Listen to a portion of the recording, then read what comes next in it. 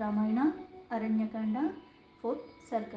రామలక్ష్మణులు విరాధుల్ని వధించి అతనికి శాప విముక్తి కలిగించుట గురించి ఇక్కడ చెప్పబడింది. క్రియమాణో తూతో దృష్ట్వా వైదేహి రామలక్ష్మణో ఉచ్చేహ సర్వేణ చుక్రోస ప్రగృహ్య సుభుజాభుజే.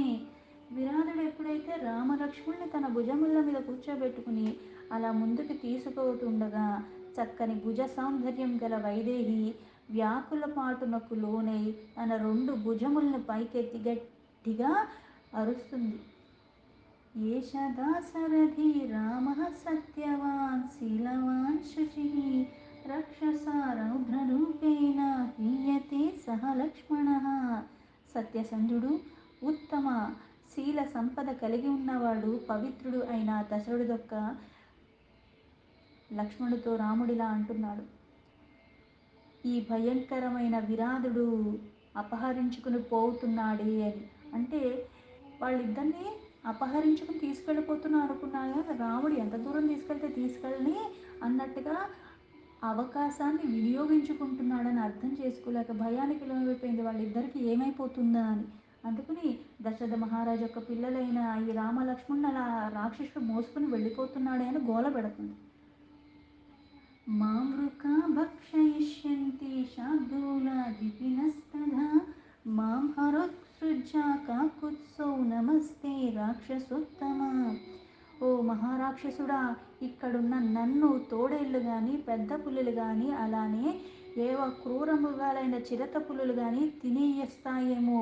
అందుకుని ఆ కాకుత్స వంశజులైన రామలక్ష్మణుని విడిచిపెట్టు, వాళ్ళు వదిలే నన్ను తీసుకెళ్ళిపో, నీకు పుణ్యం ఉంటుంది, నీకు ఒక నమస్కారం చేస్తాను, వాళ్ళు వదిలేసే, కావాలంటే నన్ను తినేసేయి, నన్ను ఏదన్నా చేయకని వాళ్ళకేమీ చెయ్యకు అని. తస్యాత్తద్వచనం శ్రుత్వా వైదేహ్యా రామలక్ష్మణౌ వేగం ప్రాచక్రతుర్వీరో వధితస్య దురాత్మనః. అప్పుడు మహావీరుడైన రామలక్ష్మణులు ఆ సీతాదేవి యొక్క ఆక్రందమైన మాటలు విని దుర్మార్గుడైన ఆ విరాధుణ్ణి వధించటానికి త్వరపడ్డారు. వెంటనే లక్ష్మణుడు భయంకరంగా ఉన్న తస్య రౌద్రస్య సౌమిత్రిః సవ్యబాహుం భుభంజః రామస్తు దక్షిణం బాహుం తరసా తస్య రాక్షసః. అంత పెద్ద శరీరం కలిగి పైగా చాలా వికారంగా ఉన్న విరాధుడు యొక్క ఎడమ చేతుని ఖండించేశాడు. ఎడమ చేతిని లక్ష్మణ ఖండిస్తుంటే అదే సమయంలో రాముడు తన పరాక్రమంతో తన బలంతో కుడి భుజాన్ని తను నరికేశాడు. క్షణంలో ఇద్దరు ఒకేసారిగా 2 భుజాల్ని నరికేశారు. సాభగ్నబాహుః సంవిఘ్నో నిపపాతాశు శాససః రాక్షసః ధరణ్య మేఘ సంకాసో వజ్రభిన్న ఇవాంచలః. రామలక్ష్మణులు తన చేతుల్ని నరికివేయగా మేఘంతో సమానమైన అంత పెద్ద శరీరం కలిగిన విరాధుడు ఎంతో భయానికి లోనయ్యి ఇంద్రుడు వజ్రాయుధం అయితే ఎలా ఉంటుందో అంతలాగా, అంటే వజ్రాయుధం ఒక్క స్పర్శ చేతనే మహాపర్వతాలు కూడా ముక్కలు ముక్కలే ఎలా అయితే పడిపోయారో అంత పెద్ద శరీరం కలిగి ఉన్న రాక్షసుడు కూడా వీళ్ళొక్క ఖడ్గాలొక్క భారికి పడ్డ ఆ చేతులు ఖండించి వేయబడ్డాక పర్వతంలాగా ఒక్కసారిగా నేల మీద పడిపోయాడు. ముష్టిభిర్జానుభిః పద్భిః సూదయంతో తు రాక్షసం ఉద్యమోద్యమ్య చాప్యేనం స్థండిలే నిష్పేషతుః. తన చేతులు అలా ఖండించి వేయి పడిపోగానే రాక్షసుడు ఏదైతే పిడికిల్లో మళ్ళీ పట్టుకున్నాడో ఆడ పిడికిల్లో ఉన్నారు. మోకాళ్లతో పొడిచి పొడిచి పొడిచి కాళ్లతో అన్ని తన్ని తన్ని భూతలమును పిండి పిండి కావించారు. అంటే అంతలా పెద్ద శరీరంగా ఉంటే ఆ రాక్షసుడి చేతులు తీసేశారు. అలాగే పిడికిళ్లతో గుద్ది మోకాళ్లతో పొడిచి పొడిచి కాళ్లతో తన్ని తన్ని తన్ని బాగా ఎంత చెయ్యాలో అంతా తన్నేశారు. సావిద్ధో బహుభిర్బాణైః ఖడ్గాభ్యాం చ పరీక్షితః నిష్పిష్టో బహుధా భూమౌ నామమారాస రాక్షసః. రామలక్ష్మణులు ఆ విరాధుణ్ణి ఎన్ని బాణాలతో కొట్టినా సరే, ఎంతగా కొట్టినా, ఎన్ని ఖడ్గాలతో గాయాలు చేసినా సరే, చేతుల్ని ఖండించేసి కింద పడవేసి ముష్టిఘాతకాలతో నుగ్గు నుగ్గు అయ్యేలాగా చేసినా సరే ఆ రాక్షసుడు మాత్రం చావలేదు. తం ప్రేక్ష రామ సుభృశం అవధ్యం అచలోపమం భయేష్వభయదః శ్రీమాన్ ఇదం వచనమబ్రవీత్. సర్వశక్తిమంతుడైన ఆపదల నుంచి ఆదుకొనలో మేటైన వాడైన శ్రీరాముడు పర్వతంలా ఉన్న మహాకాయుడైన రాక్షసుడు ఎంతకీ చావకుండటంతో అతన్ని పదే పదే చూస్తూ మళ్ళీ లక్ష్మణుడితో అంటున్నాడు, తపసా పురుషవ్యాఘ్ర రాక్షసోయం న శక్యతే శస్త్రేణ యుధి నిర్చేతుం రాక్షసం నిగనావహి. ఓ పురుషశ్రేష్ఠ లక్ష్మణ, ఈ విరాధుడు తపస్సు చేసి వరాలు పొందాడు. దాని కారణంగానే యుద్ధంలో మనం ఎన్ని శస్త్రాల్ని తన మీద వినియోగించినా సరే అతడికి ఏమీ అవ్వట్లేదు. అందుకే ఆ రాక్షసుణ్ణి భూమిలో పాతిపెట్టేద్దాం.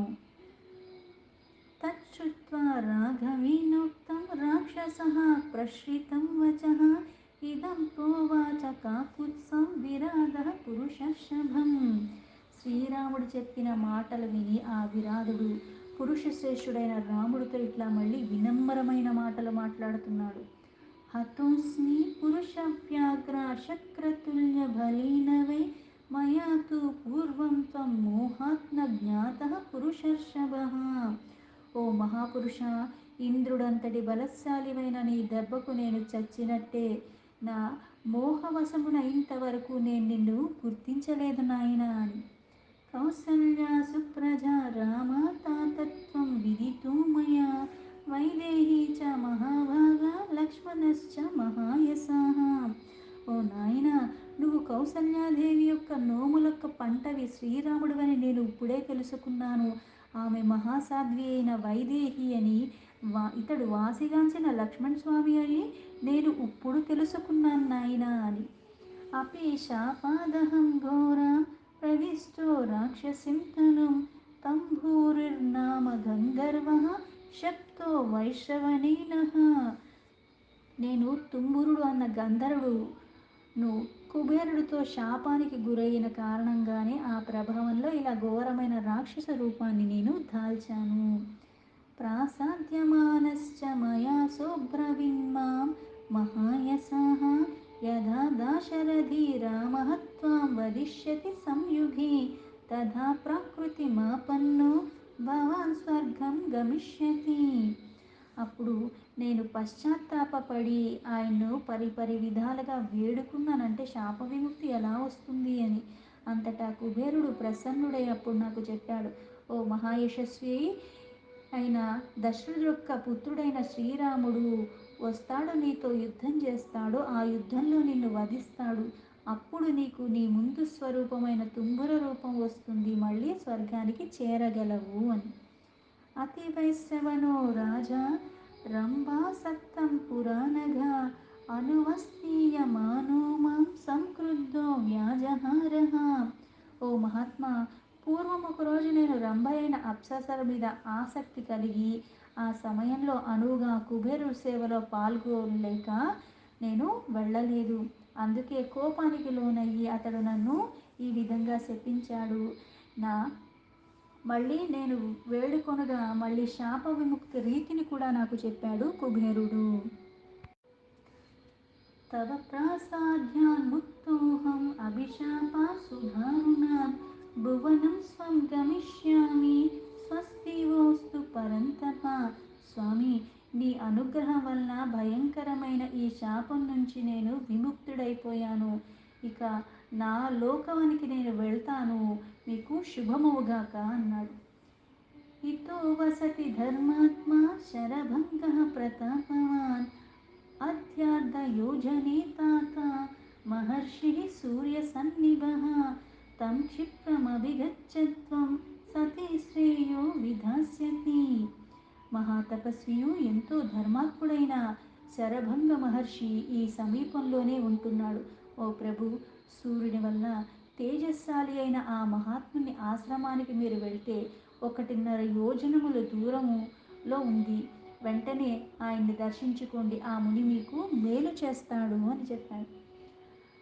అవతే చాపి మాం రామ ప్రక్షిప్య కుశలి ప్రజా రక్షసాం గత సత్వానాం ఏష ధర్మః సనాతనః అవధేయేన లీయంతే తేషాం లోకాః సనాతనాః. ఓ రామ, నన్ను ఈ గుంతలో పూడ్చిపెట్టి నువ్వు హాయిగా వెళ్ళిపో. మరణించిన రాక్షసులకు ఇట్లా సమాధి చెయ్యటమే పరంపరగా వస్తున్న పద్ధతి. ఈ విధంగా భూమిలో పూడ్చిపెట్టినవాడు పుణ్యలోకాలకే చేరుకుంటాడు అన్నాడు. ఏవముక్త్వా తు కాకుత్సం విరాగః శరపీడితః బభూవ స్వర్గ సంప్రాప్తో న్యస్తదేహో మహాబలః. బలశాలి అయిన విరాధుడు శ్రీరాముడితో ఇలా చెప్పగా బాణముల వల్ల కలిగిన బాధలకు తట్టుకొనలేక విలవిల్లాడుతూ ఆ దేహాన్ని వీడి స్వర్గస్థుడయ్యాడు.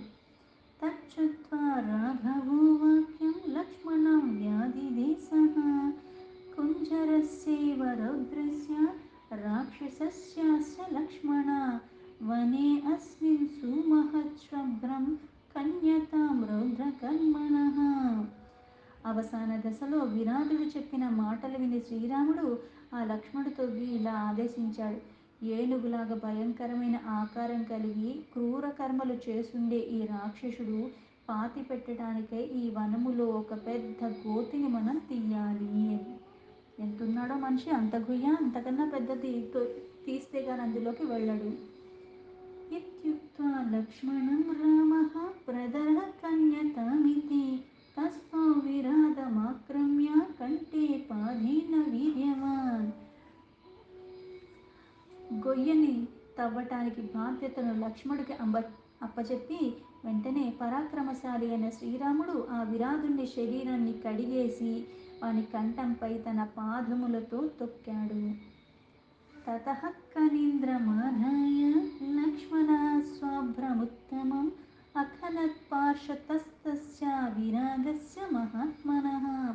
తర్వాత లక్ష్మణుడు ఆ పలుగులు తీసుకుని ఆ విరాధుని మహా శరీరం పట్టడానికి ఒక పెద్ద గొయ్యని తవ్వాడు. తం ముక్త కంఠం నిష్పిష్య శంకుకర్ణం మహాస్వనం విరాధం ప్రాక్షిప్చప్రే నదంతం భైరవస్వనం తామహావే నిర్జితమాసు విక్రమో స్థిరావుభౌ సంయతే రామలక్ష్మణో ముధాన్వితో చిక్షీపతుర్భయావహం నదంతముత్క్షిప్య విలేతు రాక్షసం. శ్రీరాముడు ఆ రాక్షసుడు కంఠం మీద తన పాదాన్ని పెట్టి ఎప్పుడైతే అతడు చచ్చేదాకా తొక్కేశాడో అయిపోయింది.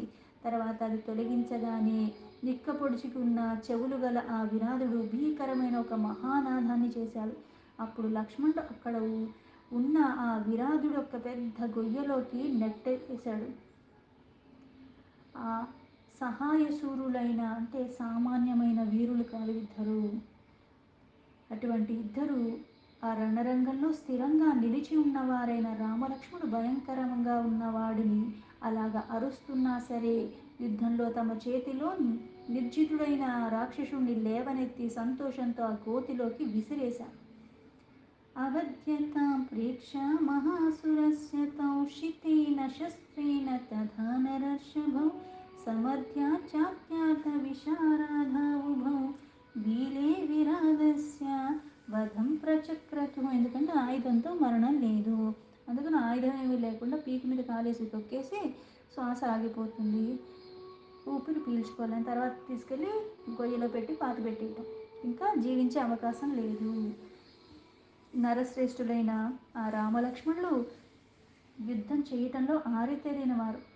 అందుకే ఎంతటి వాడినైనా సరే బాణాలతో కొట్టేయటము, అతన్ని చావగొడటం అన్నది వీరికి చాలా సర్వసాధారణము. ఇక్కడ బాణాలతో చంపటం అన్నది అసాధ్యం అన్నది అర్థమైపోయింది కాబట్టి చంపాలంటే, ప్రాణం పోవాలంటే పీకి నొక్కటం, భూమిలో పాతి పెట్టడం. అందుకే ఆ గొయ్యలో విరాధుణ్ణి పాతేసి మళ్ళీ మట్టితో చక్కగా పూడ్చేశారు. దాంతో మరణించాడు. స్వయం విరాధేన హి మృత్యురాత్మనః ప్రసహ్య రామేణ వధార్థమిప్సితః నివేదితః కాననచారిణ స్వయం నమే వదః శస్త్రకృతో భవేదితి. శ్రీరాముడు వనవాసి అయిన తన కడకు వచ్చినప్పుడు ఆయన చేతిలోని మరణింపవలనని విరాధుడు కోరుకుంటున్నాడు. అందువల్లనే అతడు తాను శస్త్రములతో మరణించరు అన్నది కూడా, ఆ మృత్యు రహస్యాన్ని కూడా శ్రీరాముడికి వివరించి చెప్పేశాడు. తదేవ రామేణ నిశమ్య భాషితం కృతామతిస్తస్య బిలప్రవేశనే బిలం చ రామేణ బలేన రక్షసా ప్రవేశ్యమానేన వనం వినాదితం. విరాధుని మాటలు ఆలకించి శ్రీరాముడు అతన్ని గోతిలో పూడ్చిపెట్టుటకు నిశ్చయించుకున్నాడు. అందువలన రాముడు అలా వాణ్ణి పూడ్చిపెడుతుండగా ఆ విరాధుడు చేసిన అరుపులు ఆ వనమంతా కూడా ప్రతిధ్వనించాయి. ప్రాహృష్టరూపా వివరామ లక్ష్మణో విరాధామూర్ధ్యాః ప్రధరే నిహత్యతో ననందూతుర్వీతభయో మహావనే శీలాభిరంతర్ దదతుశ్చ రాక్షసం. రామలక్ష్మణులు భూమిలో పాతిపెట్టడం ద్వారా విరాధుడిని హతమార్చేశారు. అక్కడ సంతోషించి వెంటనే వారు కింకనర్యంలో ఆ గోతిలో రాళ్లతో మొత్తాన్ని ఎక్కడైతే పాతి పెట్టారో ఇంకా ఎక్కడ ఏది ఖాళీ లేకుండా మొత్తం రాళ్ళన్నీ పెట్టేసి అక్కడంతా కప్పేశారు. తతస్తు తౌ కాంచన చిత్ర కార్ముకో నిహత్య రక్ష పరిగృహ్య మైథిలీం విజ్జహాతుస్తో ముదీతో మహావనే దివి స్థితో చంద్ర దివాకరావివ. విరాధుని మరణాంతరవాత రామలక్ష్మణులు మళ్ళీ బంగార వెన్నెతో చిత్రముగా ఉన్న తమ ధనస్సులను చేతబట్టుకుని సీతాదేవిని వెంట తీసుకుని ఆ మహావనంలో విహరిస్తూ ఆకాశంలో సూర్యచంద్రుల్లాగా ఆనందంగా ముందుకి మళ్ళీ సాగిపోతున్నారు. దీంతో వాల్మీకి మహర్షి విరచితమైన ఆది కావ్యమైన శ్రీమద్ రామాయణంలో అరణ్యకాండలో 4th సర్గ సంపూర్ణం.